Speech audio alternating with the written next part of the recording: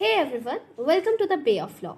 Today we are going to deal with the topic presumptions in statutory interpretation. ये क्या है, इस topic का मतलब पहले ये जानते हैं। देखो, जब भी हम किसी भी स्टैट्यूट को इंटरप्रेट करते हैं तो कुछ चीज़ें हम प्रिज्यूम करके चलते हैं, मान के चलते हैं कि ये चीज़ें सही हैं, इन चीज़ों के साथ कॉम्प्लाई किया होगा लेजिस्लेचर ने। जैसे कोई भी स्टैट्यूट पास होता है तो हम मान के चलते हैं कि वो कॉन्स्टिट्यूशनली वैलिड है।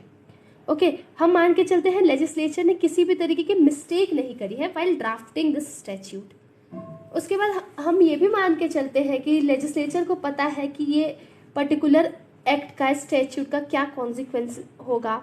देन लेजिस्लेचर को जो इससे रिलेटेड लॉज है, पर्टिकुलर स्टैट्यूट से रिलेटेड या इससे रिलेटेड जो भी जुडिशियल डिसीजंस है उन सब के बारे में पता है। और हम ये मान के चलते हैं कि जो हमारे वेस्टेड राइट्स हैं लेजिस्लेचर उनका ध्यान रख रही है, उनका वायलेशन नहीं हो रहा है।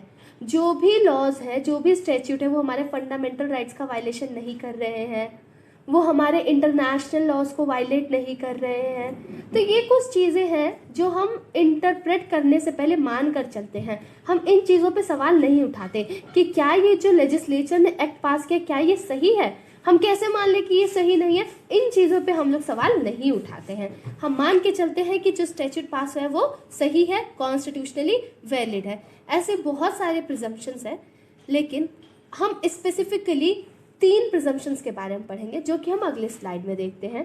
पहला है हम लोग presumptions as regard to jurisdiction. दूसरा, हम प्रोस्पेक्टिव ऑपरेशन ऑफ स्टैट्यूट के बारे में जो प्रिजम्पशन है उसे देखेंगे। तीसरा, इंटरनेशनल लॉज का वायलेशन हो रहा है या नहीं, उसके बारे में जो प्रिजम्पशन है उसे देखेंगे। कमिंग ऑन नेक्स्ट स्लाइड, तो इस वीडियो में we will only study about presumption as regard to jurisdiction. तक लेजिस्लेचर क्लियरली मना नहीं करती है अपने स्टैट्यूट के थ्रू कि इस जगह कोर्ट की जुरिस्डिक्शन नहीं है, तो हम मान के चलते हैं कि कोर्ट की जुरिस्डिक्शन है। अब आप सोचोगे कोर्ट के जुरिस्डिक्शन पे क्यों सवाल उठाया जा रहा है। जैसे आपने बहुत सारे एक्ट्स पढ़े होंगे, फॉर एग्जाम्पल आप लेबर लॉ पढ़ रहे होगे तो उसके अंदर इंडस्ट्रियल डिस्प्यूट एक्ट 1947 है। अब उसके अंदर डिस्प्यूट को सेटल करने के लिए हमारे पास इंडस्ट्रियल ट्रिब्यूनल है ना। ऐसे अलग अलग ट्रिब्यूनल्स है, अलग अलग अथॉरिटीज़ है। वहाँ पे कोर्ट नहीं है, वहाँ पे सिविल कोर्ट, हाई कोर्ट है ना, सुप्रीम कोर्ट, ये सब नहीं। वहाँ पे क्या है, अलग अलग ट्रिब्यूनल्स बना रखे हैं, अलग अलग अथॉरिटीज़ बना रखे हैं। तो हर एक स्टैट्यूट में ऐसा होता है कि स्टैट्यूट, कुछ स्टैट्यूट्स जो होते हैं वो सेल्फ कंटेन्ड रहते हैं, मतलब उसी के अंदर उनके पास प्रोविजन रहते हैं, उनका ग्रीवेंस रिड्रेसल मैकेनिज्म भी होता है, मतलब उसी के अंदर अथॉरिटीज सेटअप रहती है जो कि कोई भी इश्यू अराइज हो रहा होता है उस एक्ट से रिलेटेड, तो वो लोग सॉल्व कर देते हैं। तो इसमें ये कहा गया है कि जब तक लेजिस्लेचर ने एक्सप्रेसली, क्लियरली, अनएम्बिगुअसली मना नहीं किया है तब तक हम मान के चलते हैं कि कोर्ट की जुरिस्डिक्शन है। ये पर्टिकुलर बात एक केस में भी कही गई थी। इस केस का जिक्र मैंने पिछले वीडियोस में 2 बार और कर रखा है, तो इस वीडियो में भी मैं इस केस के नाम लूँगी, so it will be easy for you to remember the case laws. Okay, so the name of the case is Bhatia International versus Bulk Trading, 2002 का केस है। यही सेम बात है अगर हम बात करेंगे कि क्या कोर्ट की जो जुरिस्डिक्शन है वो एनलार्ज हो गई है या डिमिनिश हो गई है, हम तब तक इन चीज़ों को नहीं मानेंगे जब तक लेजिस्लेचर ने साफ साफ नहीं कहा है। अब आते हैं अगली स्लाइड पे। अब अगला स्लाइड ये कहता है कि देखो, हम इंटरप्रिटेशन कर रहे हैं और उस इंटरप्रिटेशन से 2 बातें निकल कर सामने आती है।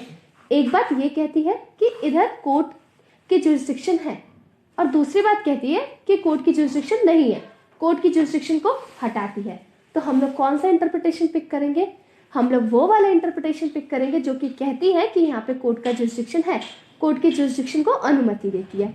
ठीक है, में हाई कोर्ट और सुप्रीम कोर्ट को जुरिस्डिक्शन कॉन्स्टिट्यूशन देता है। तो अगर हाई कोर्ट और सुप्रीम कोर्ट का जुरिस्डिक्शन हटाना है या फिर उनके जुरिस्डिक्शन में कोई चेंज लाना है तो कॉन्स्टिट्यूशन के पर्टिकुलर प्रोविजंस में अमेंडमेंट लाना होगा, जो कि इतना ईजी काम नहीं है। अब आते हैं अगले स्लाइड पे। अब इधर हम बात करेंगे कि जो पार्टीज होती हैं जिनके पास मैटर आता है, तो वो लोग पार्टीज नहीं है कि डिसाइड करे कि क्या जो कोर्ट है उसका जुरिस्डिक्शन है या नहीं। अगर कोर्ट का जुरिस्डिक्शन है तो वो रहेगा ही। पार्टीज आपस में म्यूचुअल कंसेंट के थ्रू ये नहीं कह सकती कि नहीं, हम कोर्ट को जुरिस्डिक्शन नहीं दे रहे, या फिर हम कोर्ट को जुरिस्डिक्शन दे रहे हैं जहाँ पे कोर्ट का जुरिस्डिक्शन नहीं है। तो पार्टीज के म्यूचुअल कंसेंट से कुछ नहीं होता। हाँ, पार्टीज ये जरूर डिसाइड कर सकते हैं उनका आर्बिट्रेटर कौन होगा, who will act as a जज। और अगर मान लो किसी भी अथॉरिटी को या ट्रिब्यूनल को जुरिस्डिक्शन दिया जाता है, तो मतलब सिविल कोर्ट की जुरिस्डिक्शन वहाँ से हटा दी गई है, तो ऐसे में ये इसका मतलब ये नहीं हुआ कि जो अथॉरिटीज़ हैं या फिर जो ट्रिब्यूनल सेटअप किए गए हैं वो कुछ भी आर्बिट्रली कर सकते हैं, कोई सा भी प्रोसीजर फॉलो कर सकते हैं। नहीं, ऐसा नहीं है। उन्हें ये सिविल कोर्ट की ड्यूटी है, बाकी जो कोर्ट्स हैं वो ये चेक करें कि उन्होंने उस पर्टिकुलर स्टैट्यूट के सारे प्रोविजन को कॉम्प्लाई किया है, ठीक है, और उसके बाद जो भी प्रोसीजर था उस पर्टिकुलर लॉ में उसे फॉलो किया है। अब आते हैं अगले स्लाइड पे। यहाँ पे हम लोग केस लॉज की बात करेंगे, इसे हम और अच्छे से समझेंगे कि basically presumption as regard to jurisdiction है क्या। तो इस केस का नाम है Rajasthan State Road Transport Corporation versus Poonam, 1997 का केस है। इसमें क्या हुआ कि जो भी अथॉरिटीज़ या ट्रिब्यूनल बनाई गई है और लॉ में कुछ ऐसा एक्सप्रेसली मेंशन नहीं किया कि उन्हें कैसा प्रोसीजर फॉलो करना है, किस तरीके से प्रोसीडिंग्स को चलाना है, तो वो जो भी चीज़ें सीपीसी में लिखी गई हैं उसे मान के चलेंगी, जब तक कुछ कॉन्ट्ररी एक्ट में या फिर स्टैट्यूट में नहीं लिखा गया है। आते हैं अगली स्लाइड पे। यहाँ पे हम लोग पढ़ेंगे प्रीमियर ऑटोमोबाइल लिमिटेड का केस। इस केस में बेसिकली हम लोग बात करेंगे कि अगर कोई भी इंडस्ट्रियल डिस्प्यूट अराइज होता है, हमने इंडस्ट्रियल डिस्प्यूट एक्ट 1947 पढ़ रखा है। अब कोई भी इंडस्ट्रियल डिस्प्यूट अराइज होता है तो क्या उसमें सिविल कोर्ट का जुरिस्डिक्शन होगा, और अगर होगा तो किन सिचुएशन में होगा। तो चलो हम लोग कुछ सिचुएशंस देखते हैं और देखते हैं वहाँ पे जुरिस्डिक्शन क्या सिविल कोर्ट का होगा या फिर वो अथॉरिटीज़ या ट्रिब्यूनल जो कि एक्ट के अंदर कॉन्स्टिट्यूटेड है। तो अगर सपोज जो डिस्प्यूट है वो इंडस्ट्रियल डिस्प्यूट नहीं है, ना ही तो वो किसी ऐसे राइट की बात कर रहा है जो कि उस इंडस्ट्रियल डिस्प्यूट एक्ट में लिखे गए हैं, तो रेमेडी कहाँ पे मिलेगी उसकी? सिविल कोर्ट में। यहाँ पे जुरिस्डिक्शन किसके पास है? सिविल कोर्ट के पास। अब आते हैं अगले स्लाइड में। यहाँ पे बात करते हैं सपोज अब जो डिस्प्यूट है वो इंडस्ट्रियल डिस्प्यूट है, लेकिन वो जो राइट है और लाइबिलिटी है वो किसी जनरल कॉमन लॉ से अराइज हो रहा है, ना कि एक्ट से। तो यहाँ पे किसकी जुरिस्डिक्शन आएगी? सिविल कोर्ट की। वैसे और भी अगर ऑप्शंस हैं, रेमेडी अवेलेबल है तो ठीक है, वरना सिविल कोर्ट का ऑप्शन भी अवेलेबल है। अब आते हैं अगले सिचुएशन पे। यहाँ पे जो इंडस्ट्रियल डिस्प्यूट है वो उस पर्टिकुलर राइट से अराइज हो रहा है जो कि एक्ट के अंदर है, और एक्ट के अंदर उसकी रेमेडी भी है। तो डेफिनेटली एक्ट ही उसकी बात कर रहा है, मतलब डिस्प्यूट जो है वो इंडस्ट्रियल डिस्प्यूट से रिलेटेड है, रेमेडी मतलब एक्ट के अंदर उसकी रेमेडी भी है, और उसके बाद से जो राइट है और ऑब्लिगेशन है वो उस एक्ट के अंदर से ही अराइज हो रहा है। तो वहाँ पे किसकी जुरिस्डिक्शन लगेगी? इंडस्ट्रियल डिस्प्यूट एक्ट के अंदर जो भी अथॉरिटीज़ कॉन्स्टिट्यूटेड है उनकी जुरिस्डिक्शन लगेगी। अब जितनी मैंने आपको ये बातें पढ़ाई, अब उसके अंदर एक चीज़ देखो कि कोर्ट की जुरिस्डिक्शन की बात हम क्यों कर रहे थे।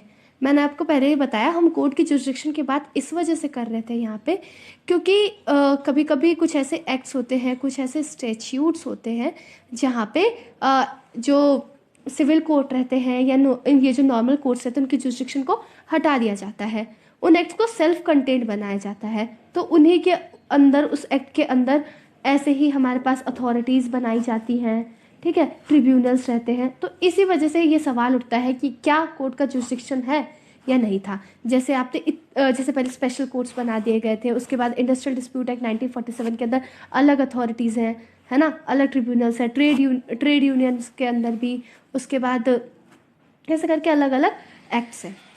अब ये हो गया। अच्छा, अब आपको बहुत इंटरेस्टिंग फैक्ट्स पूरी वीडियो से रिलेटेड, हम लोग बात किसकी कर रहे थे? जुरिस्डिक्शन से रिलेटेड बात कर रहे थे कि किसकी जुरिस्डिक्शन होगी, कोर्ट की जुरिस्डिक्शन होगी या नहीं होगी। पर सोचने वाली बात ये है कि ये डिसाइड कौन कर रहा है कि कोर्ट की जुरिस्डिक्शन होगी या नहीं? कोर्ट खुद डिसाइड कर रही है। तो it's just all about observation. Thank you for watching this video. Please do like, share and subscribe our channel. If there's any doubt, please do mention in comment box. I'll be happy to help you.